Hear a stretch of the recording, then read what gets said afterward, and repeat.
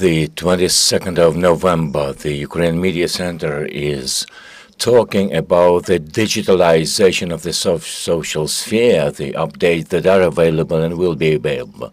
Today we are holding Mr. Koshelenko, the Deputy Minister for Social Sphere and Digital Transformation at that ministry. Welcome, sir. I am glad to be here and share with you the new updates. We are also happy to see you at the Media Center Ukraine. Digitalization of the social sphere.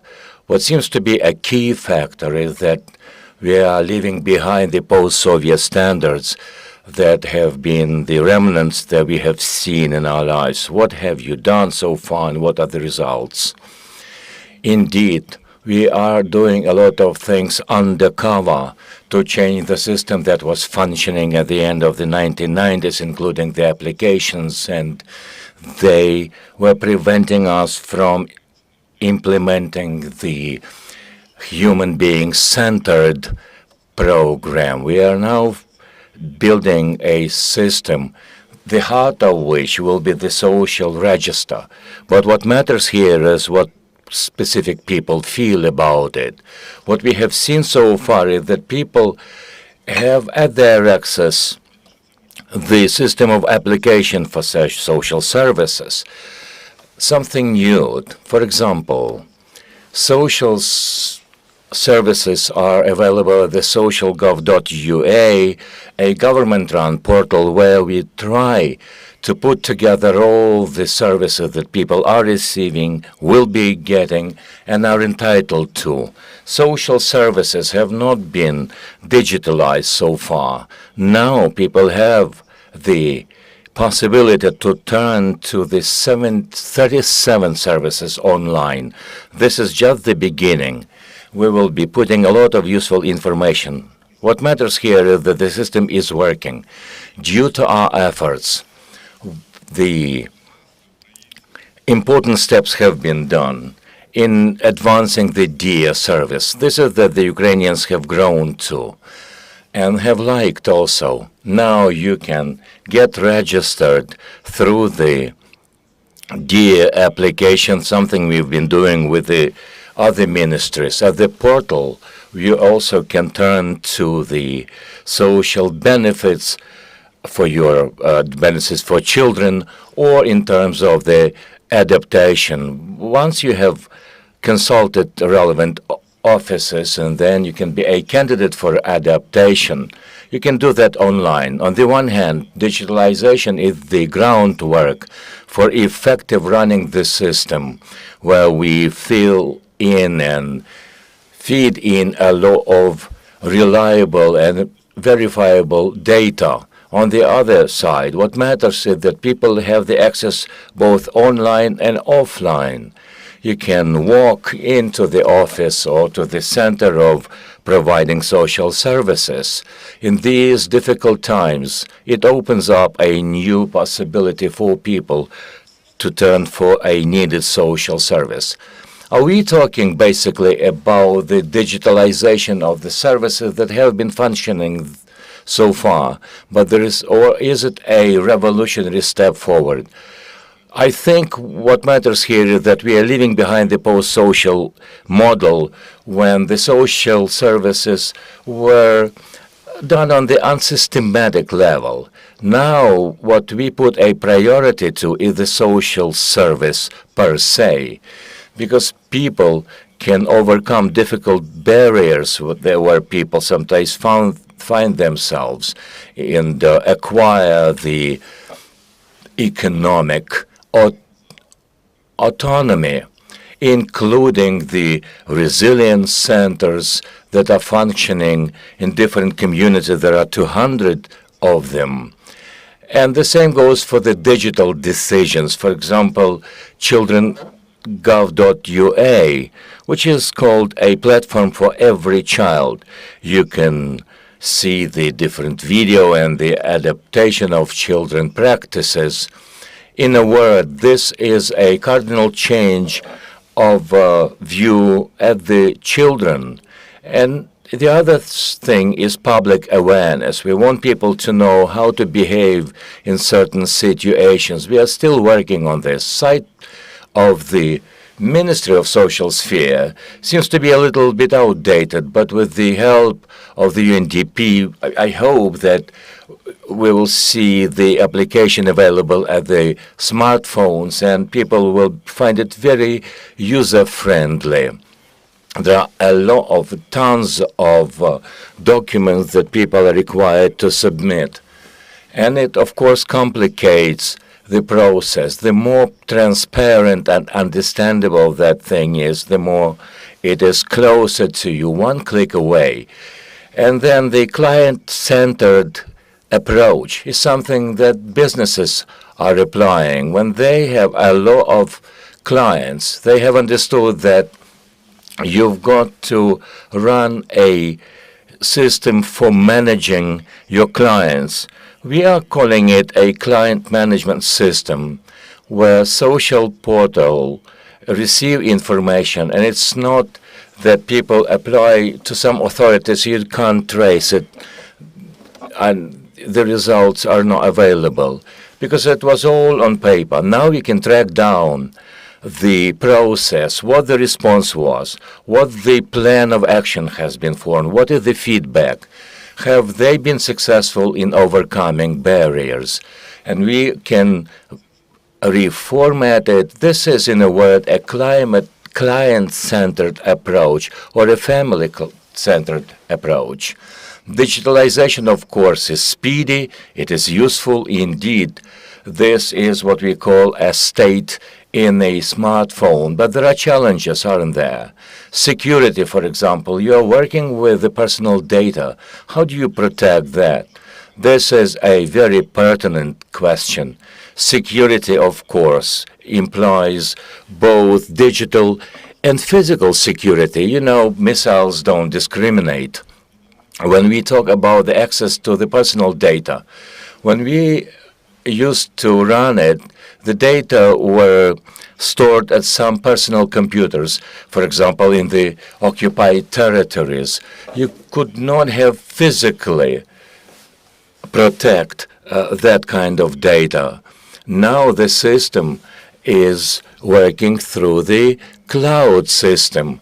You know, you cannot load down the personal data. Only a specific officer related to the social sphere can work with a specific document of a specific person. Everything is logged, everything is put on track. Now we know what person has turned to us, and they receive an information to the effect that your data are being processed, and you will see the result very soon.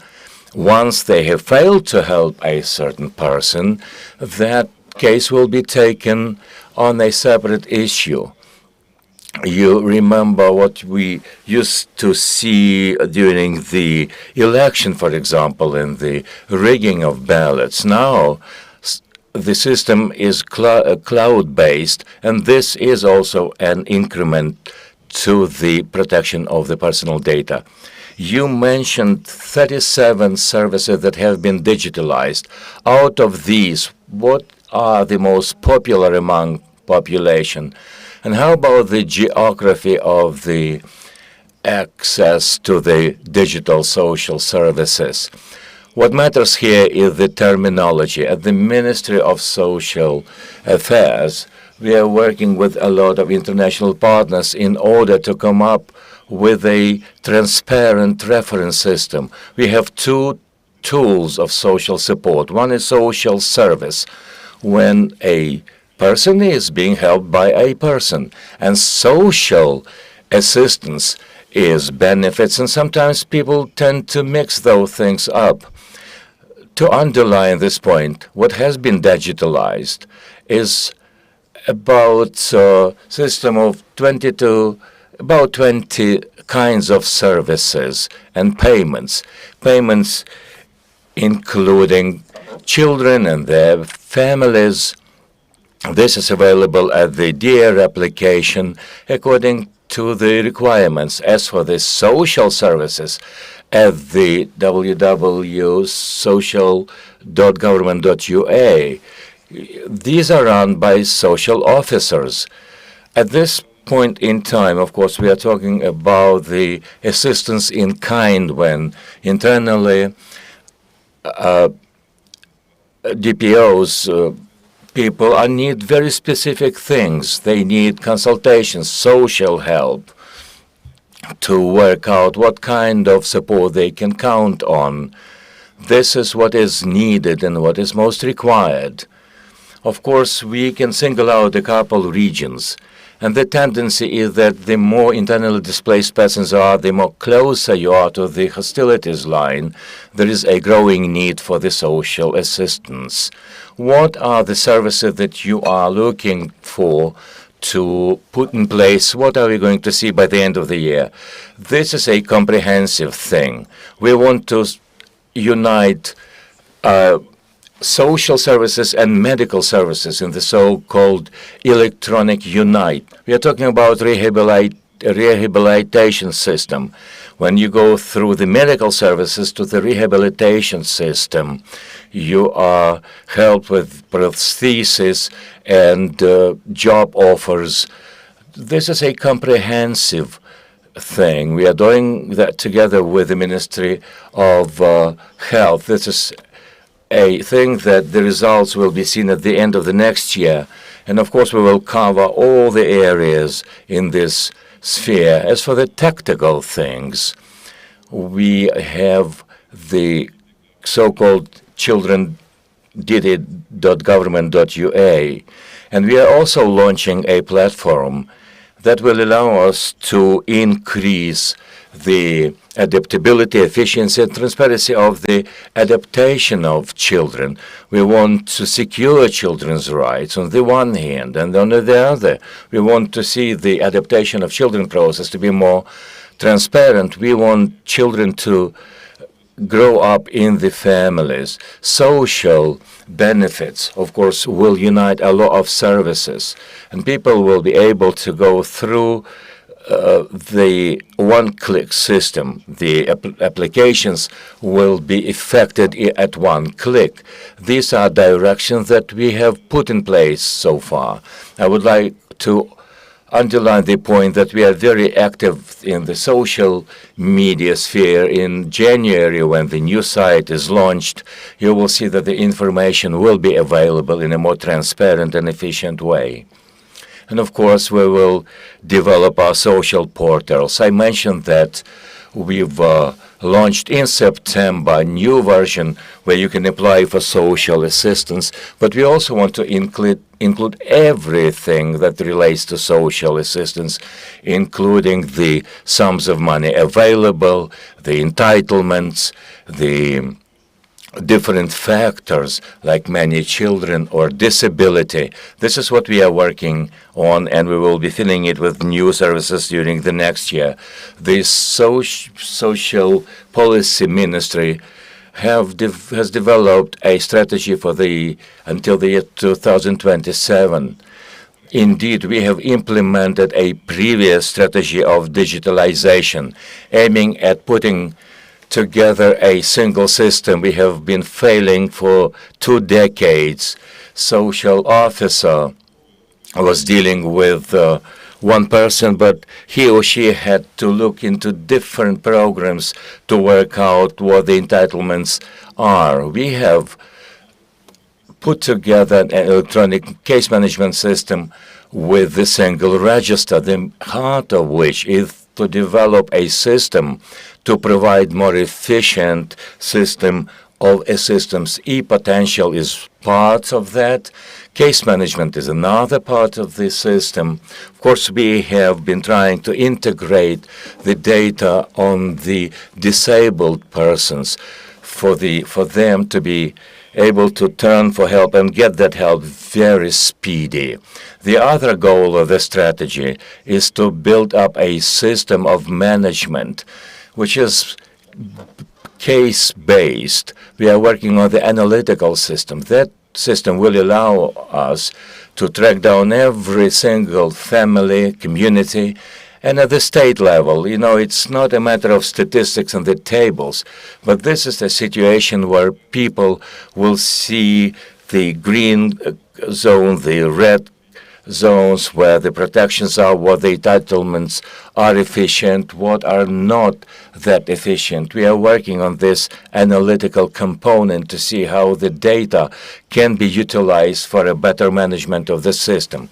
And the third point is our efforts to develop the technical foundation. What is must-have is, of course, the cybersecurity in our difficult times.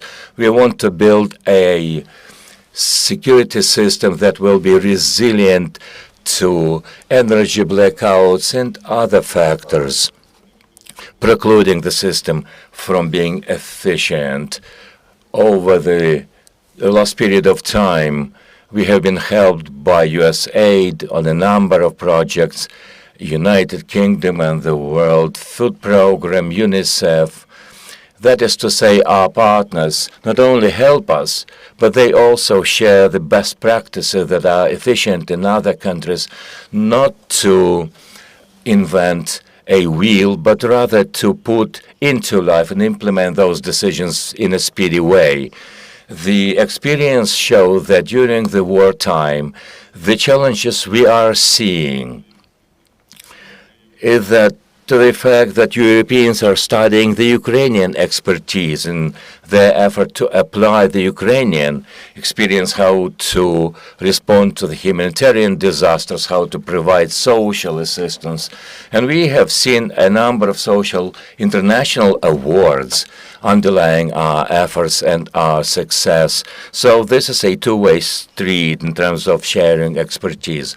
As for this systemic development, the Ukrainian parliament is now looking into the draft law 11377.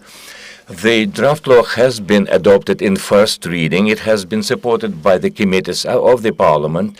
Non-governmental organizations have been also green-lighting that effort. This draft law puts in stone a person-centered system where the human being is at the center of the infrastructure. Apart from this structure that has proven its efficiency and importance, we have put together a lot of cross sections with different government bodies and ministries, where a person can get a verified information leading to the efficient decision-making process.